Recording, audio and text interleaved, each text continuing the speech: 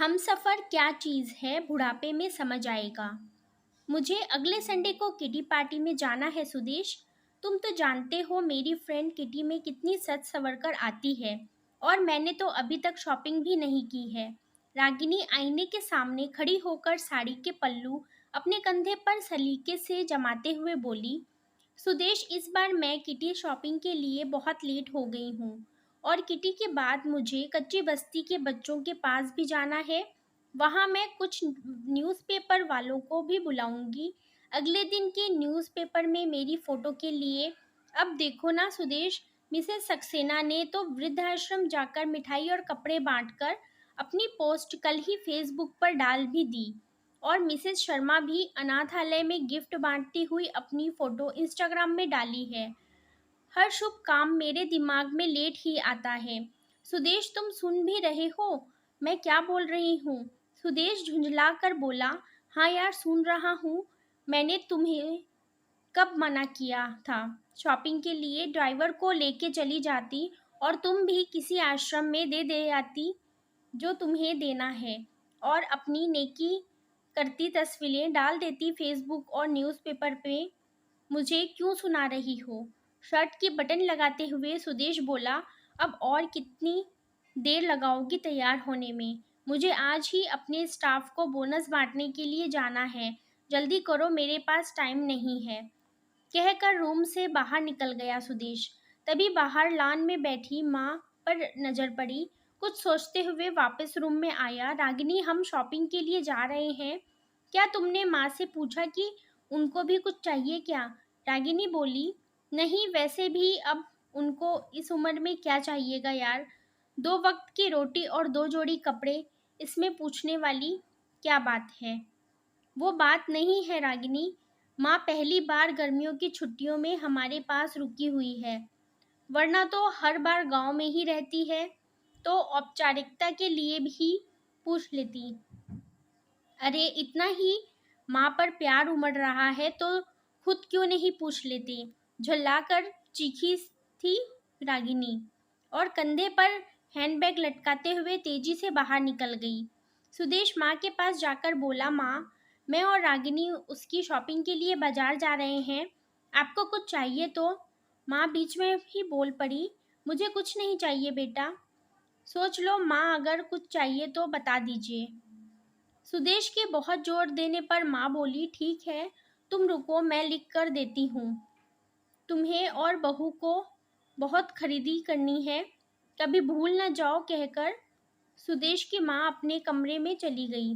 कुछ देर बाद बाहर आई और लिस्ट सुदेश को थमा दी।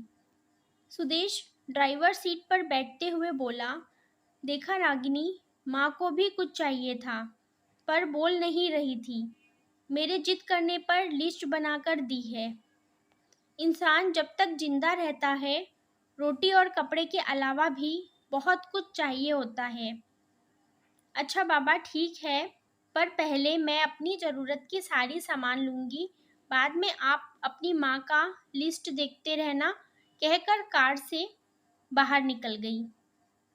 पूरी खरीदारी करने के बाद रागिनी बोली, अब मैं बहुत थक गई हूँ, मैं कार में एसी चालू करके बैठती हूँ, आप माँ जी का सामान देख लो। अरे रागिनी तुम भी रुको, फिर साथ चलते हैं, मुझे भी जल्दी है, देखता हूँ माँ ने क्या मंगवाया है। कहकर सुदेश ने माँ की लिखी पर्ची जेब से निकाली। बाप रे, इतनी लंबी लिस्ट, पता नहीं क्या क्या मंगाया होगा। जरूर अपने गांव वाले छोटे बेटे के परिवार के लिए बहुत सारे सामान मंगवाए होंगे। और बनो श्रवण कुमार, कहते हुए गुस्से से सुदेश की ओर देखने लगी। पर ये क्या? सुदेश की आंखों में आंसू और लिस्ट पकड़े हुए सुदेश का हाथ सूखे पत्ते की तरह हिल रहा था, पूरा शरीर कांप रहा था। रागिनी बहुत घबरा गई। क्या हुआ? ऐसा क्या मांग लिया है तुम्हारी माँ ने? कहकर सुदेश की हाथ से पर्ची झपट ली। हैरान थी रागिनी भी, इतनी बड़ी पर्ची में बस चंद शब्द ही लिखे थे। पर्ची में लिखा था, बेटा सुदेश, मुझे तुमसे किसी भी अवसर पर कुछ नहीं चाहिए, फिर भी तुम जिद कर रहे हो तो। और तुम्हारे शहर की किसी दुकान में अगर मिल जाए तो फुर्सत से कुछ पल मेरे लिए लेते आना। ढलती सांझ हो गई हूँ अब मैं सुदेश। मुझे गहराते अंधियारे से डर लगने लगा है। बहुत डर लगता है पल पल मेरी तरफ बढ़ रही मौत को देखकर। जानती हूँ मौत को टाला नहीं जा सकता है, शाश्वत सत्य है। पर अकेलेपन से बहुत घबराहट होती है सुदेश। इसीलिए बेटा जब तक तुम्हारे घर पर हूँ कुछ पल बैठा कर मेरे पास, कुछ देर के लिए ही सही, बांट लिया कर मेरे बुढ़ापे का अकेलापन अपने साथ।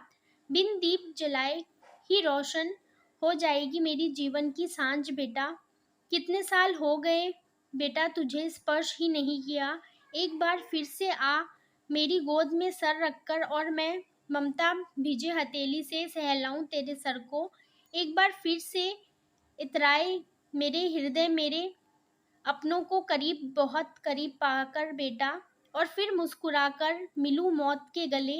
क्या पता बेटा अगली गर्मी की छुट्टियों तक रहूं या ना रहूं। तो ये कहानी कैसी लगी मुझे कमेंट करके ज़रूर बताइएगा।